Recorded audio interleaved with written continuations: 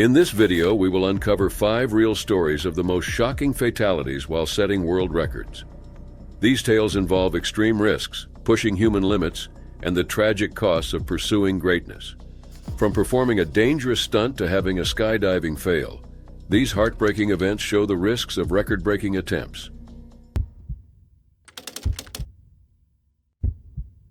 It was January 4th, 1967, on Coniston Water in the Lake District, England. Donald Campbell, a 45-year-old speed enthusiast, was behind the controls of his jet-engined hydroplane, Bluebird K7. Campbell was attempting to break his own world water speed record, a feat he had accomplished 7 times before.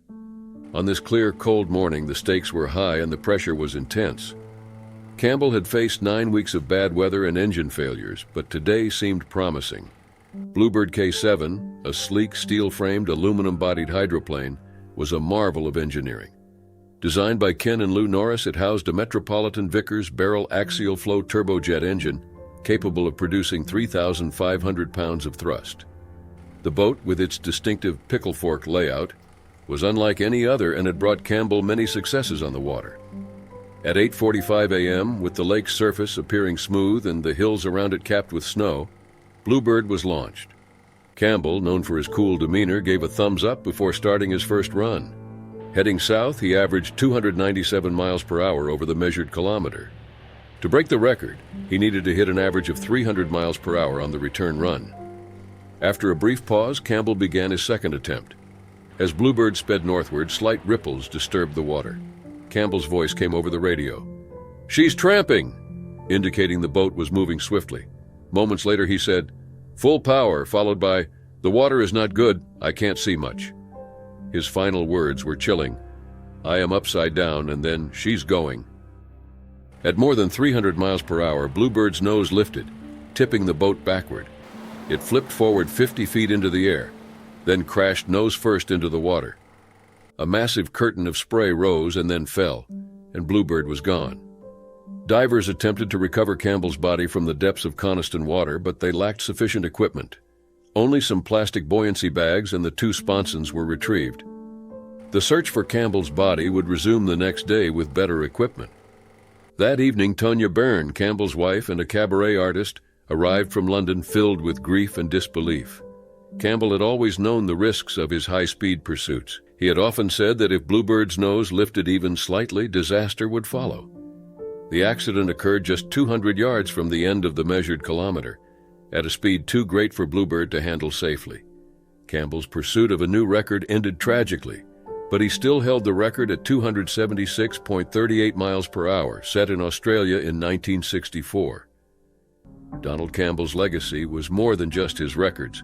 He was the son of Sir Malcolm Campbell, another speed record holder, and had spent his life chasing speed on both land and water. His journey began in 1949 when he attempted to break records using his father's boat, Bluebird K4. Despite early failures, Campbell's determination never wavered.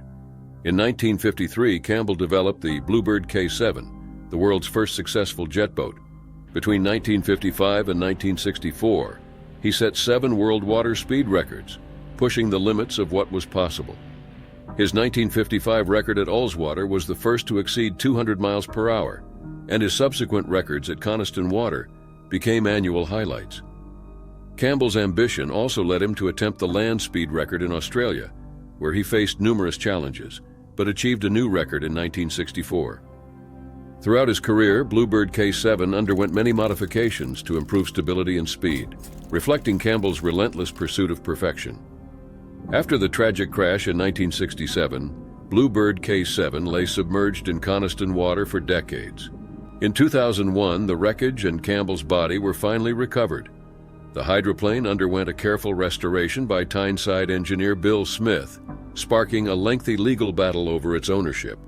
In 2018, Bluebird K7 returned to the water in Scotland, reaching speeds of 150 miles per hour. Thousands of spectators, including Campbell's daughter Gina, watched as the restored craft took to the water once more. The emotional event marked a significant milestone in the hydroplane's journey. The Ruskin Museum in Coniston now houses Bluebird K7, and plans are underway to run the boat on Coniston Water again. The museum, which built a special wing for Bluebird, aims to honor Campbell's legacy and his connection to the local community. It was April 28, 2013 in Darjeeling, India.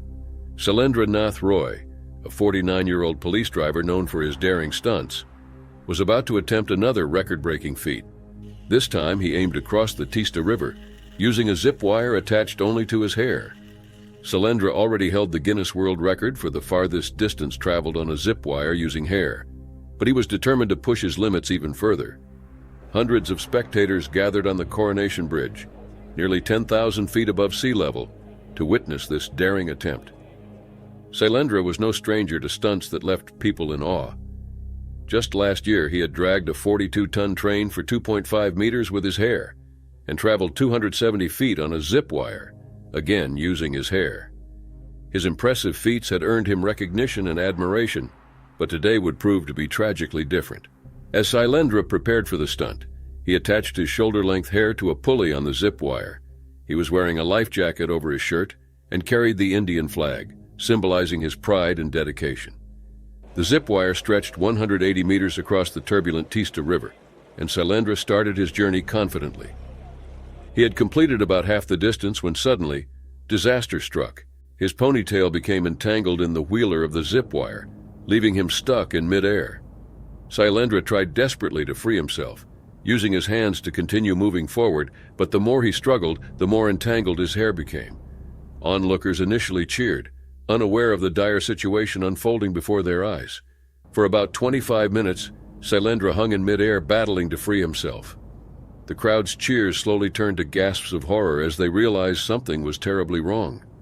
Shailendra's movements grew weaker, and he became motionless after about 20 minutes. The lack of an ambulance or a doctor on site meant that immediate medical help was unavailable. Local media reported that Shailendra suffered a major cardiac arrest, likely caused by a nervous breakdown from the prolonged suspension. Rescuers finally brought him down after approximately 45 minutes, but it was too late.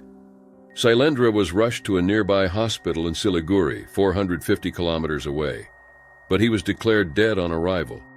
Witnesses described the scene as chaotic and heartbreaking.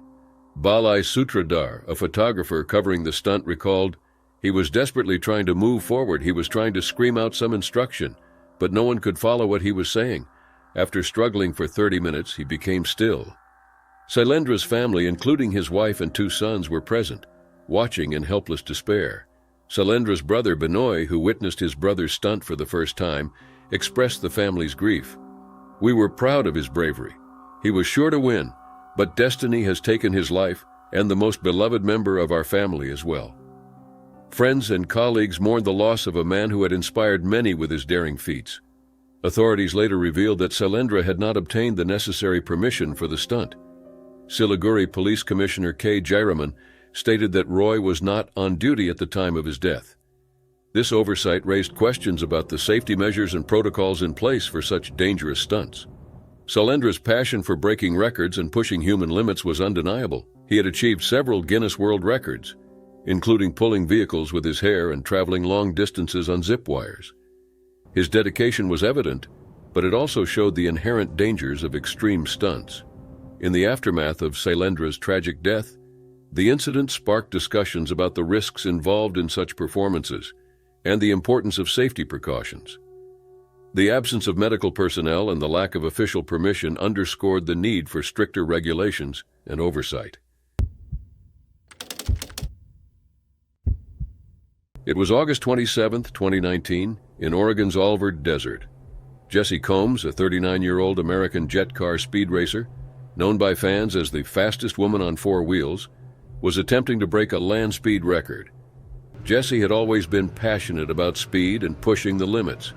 On this day, she was determined to make history by surpassing the record set by Kitty O'Neill in 1976. But this attempt would be her last.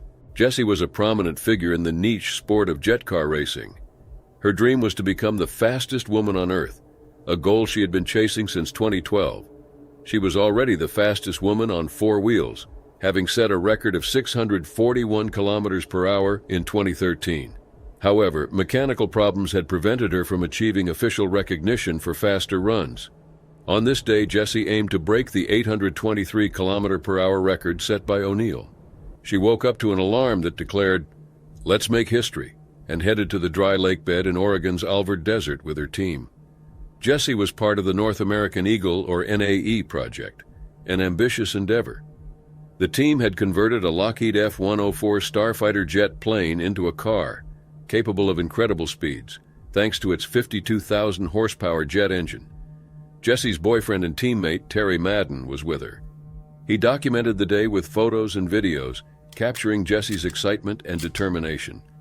Despite several successful runs earlier, Jessie had voiced concerns about safety.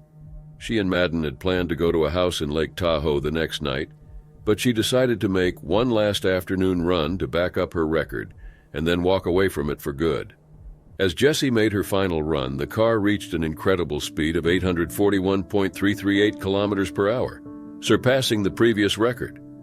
However, tragedy struck when the front wheel assembly failed. As Jessie decelerated just past the end of the run, the assembly came apart, and debris entered the electronics and mechanical bay behind her, causing a catastrophic crash. Jessie was pronounced dead at the scene. The exact details of the crash were still unknown, but the Harney County Sheriff's Office confirmed her death. Terry Madden was the first to arrive at the scene. He later shared his grief on Instagram, revealing that they had done everything possible to save her. Jessie Combs' death was a significant loss to the racing community.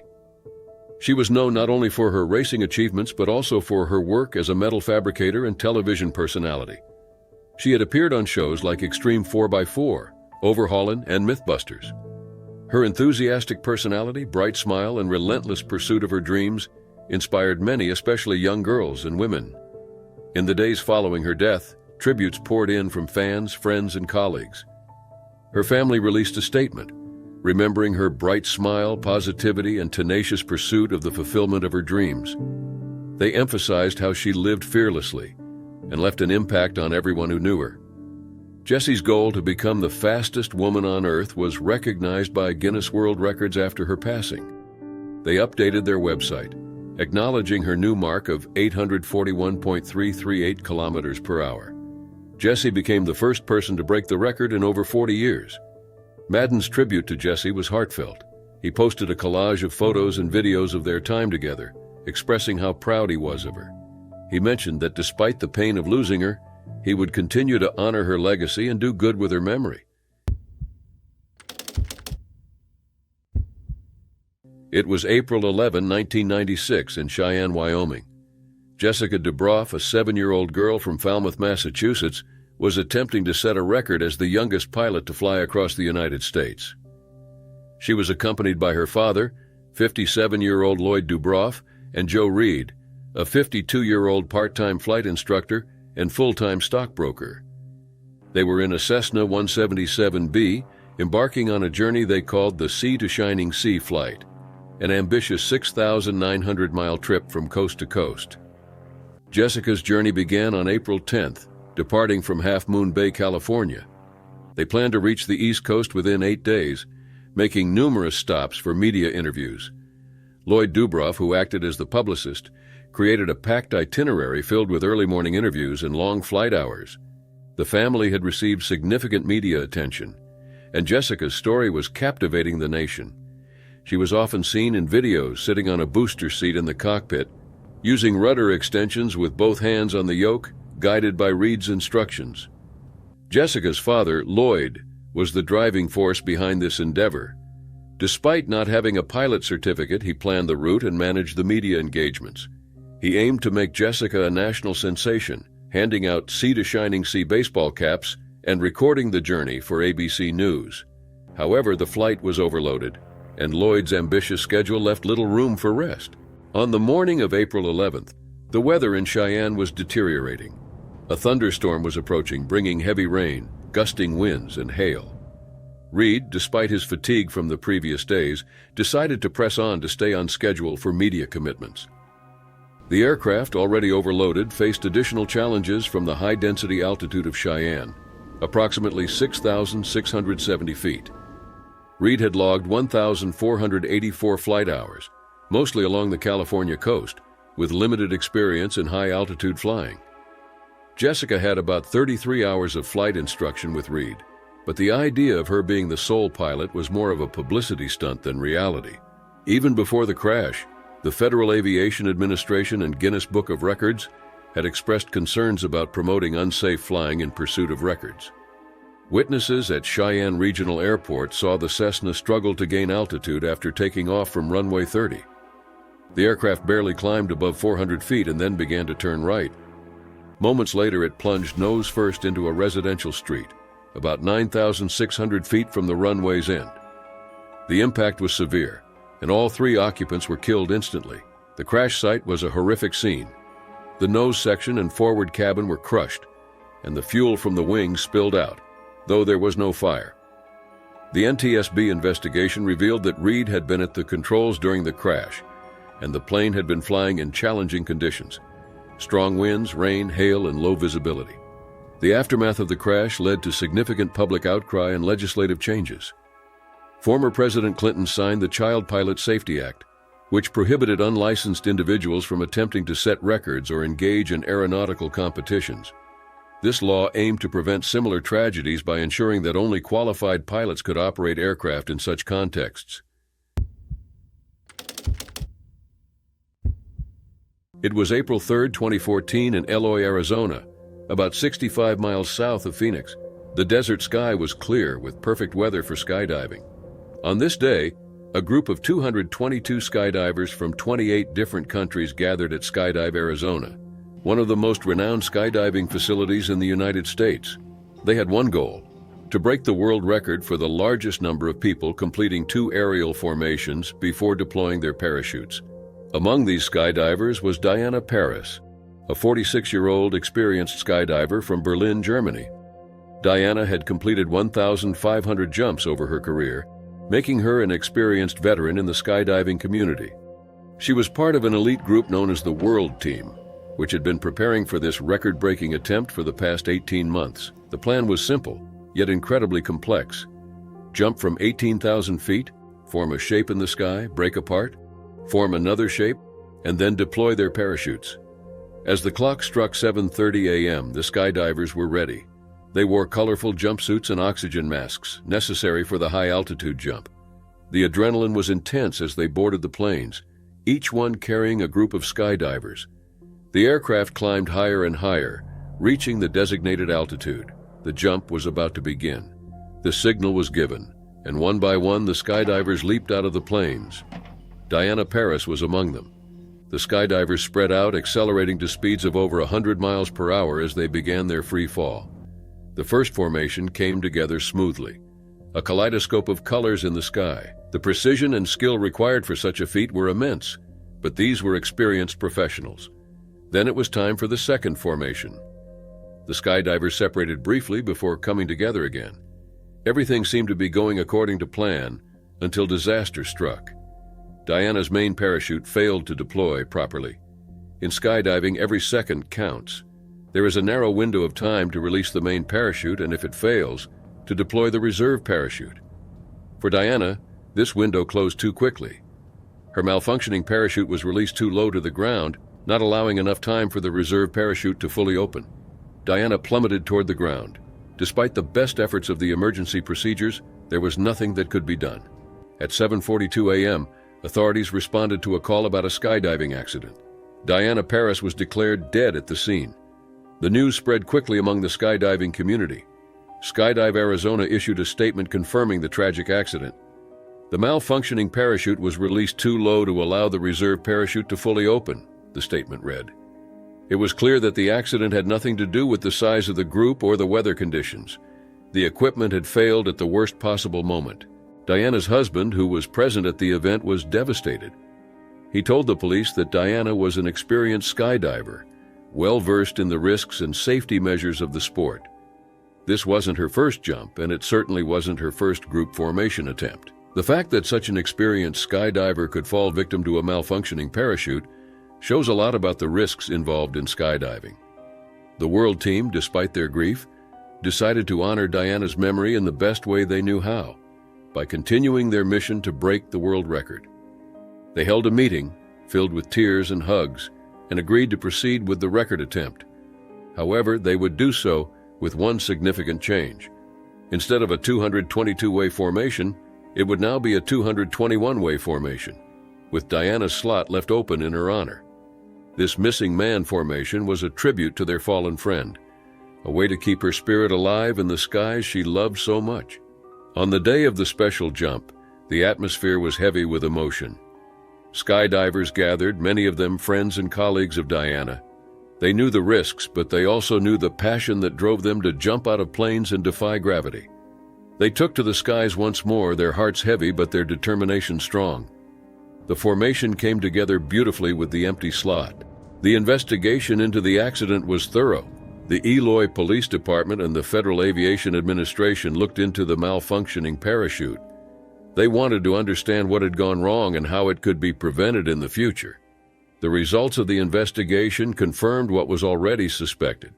The malfunction was an unfortunate mishap, unrelated to any external factors like the weather or the aircraft.